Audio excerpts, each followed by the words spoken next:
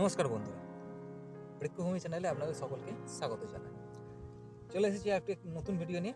তো বন্ধুরা, আজকে আমি আপনাদের একটি পিটুনিয়া গাছ টবে লাগিয়ে দেখাবো। তো বন্ধুরা, এই যে সামনে দেখতে পাচ্ছেন এটি পিটুনিয়া গাছ। এটা এখন অনেকটাই ঝাড় হয়ে গেছে। তো বন্ধুরা, এই পিটুনিয়া গাছটি লাগানোর জন্য আমি এই যে একটি 10 ইঞ্চি টব ব্যবহার করব। তো বন্ধুরা, একটা কথা এখানে বলে রাখি, পিটুনিয়া গাছ কিন্তু আপনি যে কোনো সাইজের মাপের টবে করতে পারেন। তো আপনি যে মাপের টব লাগাবেন আপনি কিন্তু সেই রকমই পিটুনিয়া গাছের গ্রোথ দেখতে পাবেন। আপনি যদি 6 ইঞ্চিতে লাগান তাতেও কিন্তু পিটুনিয়া গাছ হবে বা ফুলও হবে। আপনি যদি 8 ইঞ্চি লাগান, 8 ইঞ্চি টবে যদি লাগান তাতেও কিন্তু পিটুনিয়া ফুল গাছ হবে, প্লাস ফুলও হবে। তো বন্ধুরা, আমি 10 ইঞ্চি টব লাগাচ্ছি কারণ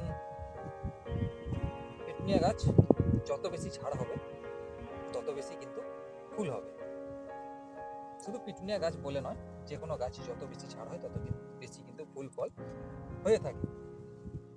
শুধু ওয়েদারের কারণে সঠিক সময়ে চারা না ফোটায় এত লেট হয়ে গেছে।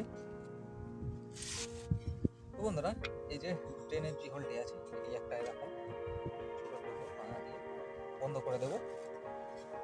এবার এতে মাটি ভরে নেব। তো বন্ধুরা, এখানে বলে রাখি, এই মাটির সঙ্গে আমি মিশিয়েছি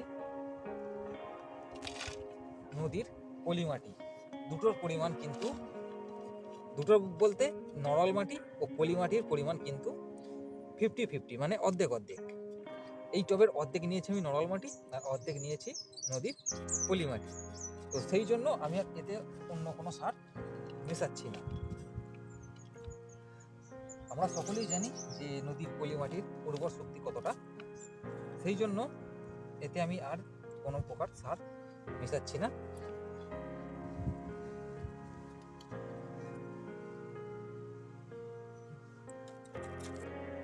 তো বন্ধুরা, অর্ধেকটা মাটি ভরে নিয়েছি।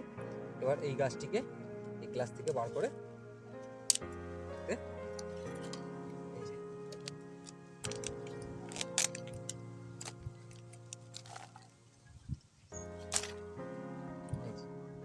এটিকে লাগিয়ে দেব।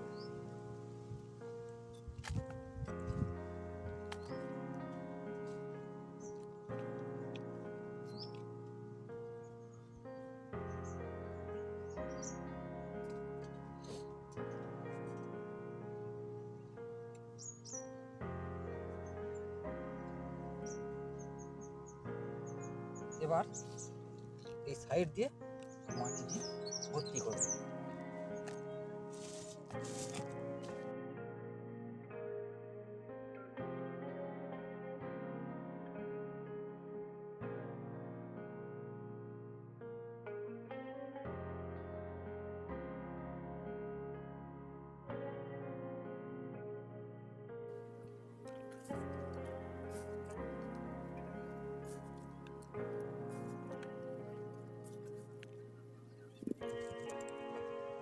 তো বন্ধুরা, এই যে আমাদের পিটুনিয়া গাছ লাগানো হয়ে গিয়েছে।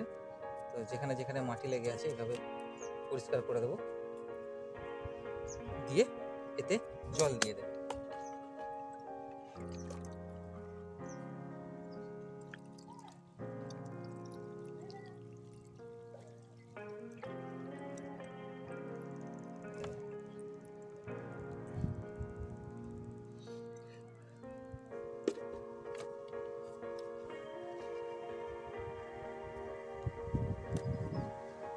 তো বন্ধুরা, এই যে দেখতে পাচ্ছেন আরও দুটি রয়েছে, টোটাল 3টে রয়েছে।